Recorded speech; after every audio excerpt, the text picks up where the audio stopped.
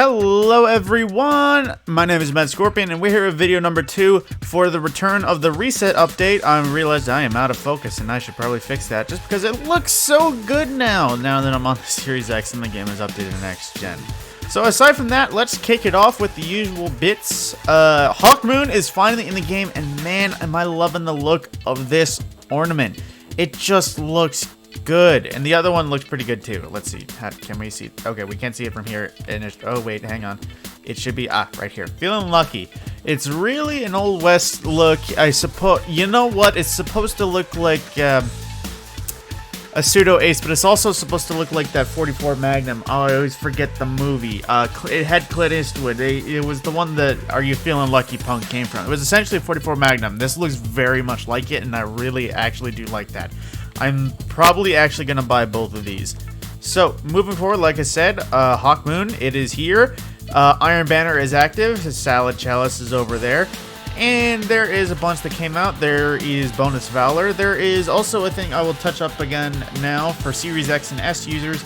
I will throw up the screenshot on screen because can't show it again because it happens only once. But in-game, there is an issue where if you sign out with Destiny 2, it'll freeze.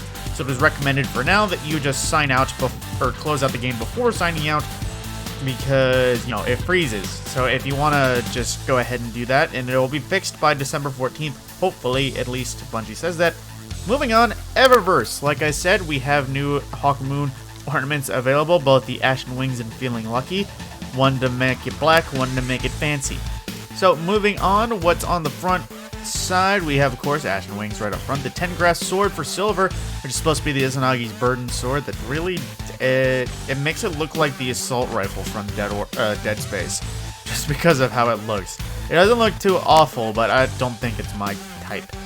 As well, the Star Devil Shell, that actually looks pretty freaking cool. It matches the rest of the set pretty well, but at the same time, I have my preferred Ghost Shell. Aim to Misbehave is back, which is the Take In Malfeasance look, and that is the discount for the week, as well as the Stasis entrance up front. I really do like this one. I have this equipped right now for a few of my ships. And the Excessive Elbow Dance, which is one of my friend's most favorite emotes, and he is so annoying about it. On the front screen for Bright Dust, we have Welded Brass around again, a regular favorite that I remember a lot showing up. Then moving forward, the Stasis Projection, a little crystal, and I'm going to say I'm so happy these are loading quickly, finally. The Halcyon Corvette ship from this season that actually looks pretty cool. It looks like what Failsafe should have been flying, but also it didn't. It looks like a spaceship with the little one. As well as the Disc Jockey emote. This one, I believe, is one that actually has its own music. With it, I don't know if it's actually going. I forget if it does. I think it does, though. And then the usual consumables. And moving to the Bright Dust store, we have the Infinomnium shell from Curse of Osiris, way back ago. The Sand and Sun ornament for Traveler's Chosen makes it look a little bit red. The white starts glowing instead of just glowing out of its portholes. And yesterday's Augur for Eyes of Tomorrow. Now, I'm not grabbing this one just because I actually like the look of the original one, but I mean, hey, if it strikes your fancy, grab it.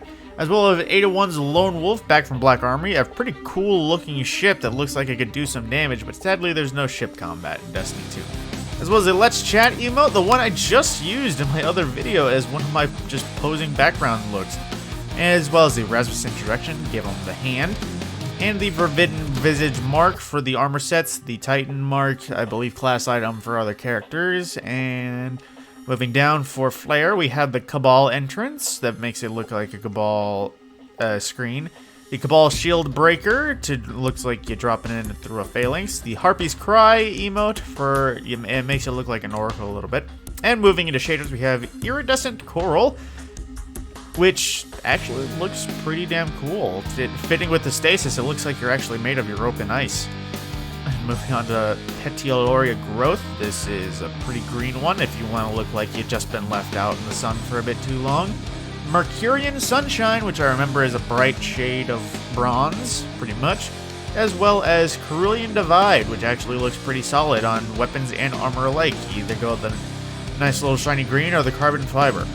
So, that is all for the Eververse items. Like I said, Hawkmoon is out, and I'm super excited about that.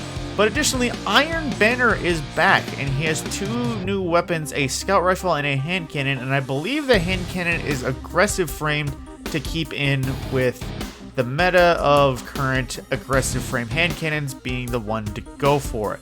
Yes, the steady hand for aggressive frame. Bunch of decent rolls that can probably roll on it. I'm not exactly sure. Not going through that, but just touching on the bounties that you can pick up from Saladin. You have a quest that has you defeat guardians, capturing zones, and killing with your void abilities, as well as bounties with pinnacle gear and 50 tokens. Number 1 is just defeating opponents while assisted by 1 other teammate. Defeating opponents while your team holds zone advantage, so 2 out of 3 zones. Defeating opponents with final blows from any abilities, and defeating opponents in Iron Banner just generally with bonus progression by landing final blows on opponents of higher power levels. I'm not sure if the Iron Burden is still a thing, just because I don't see it available for purchase, but I think you might have to do this too. I'm not sure. But moving forward, the Eclipse Zone has rotated around once again. The Eclipse Zone on Europa is currently in Eventide Ruins, so if you want to do the Braid Tech Transponder or just have stasis formed kills up there, that's that. As well as the Dark Priestess being the current Empire Hunt, as well as the Survival Freezy Simulation once again in Exo Challenges. Multiple pinnacle rewards there for the taking.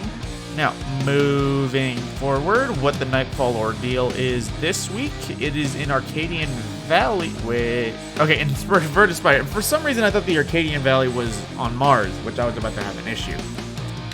So there was an issue with this one where occasionally if you killed the boss too quickly, you wouldn't respawn if you died, but also that was fixed in the recent patch notes, so that should be fixed as well. So with that, Gambit is Gambit, no bonus there. And for the rotator matches, wait, are the rotator matches still a thing? They are, because Mayhem is back, and Rumble is here as well.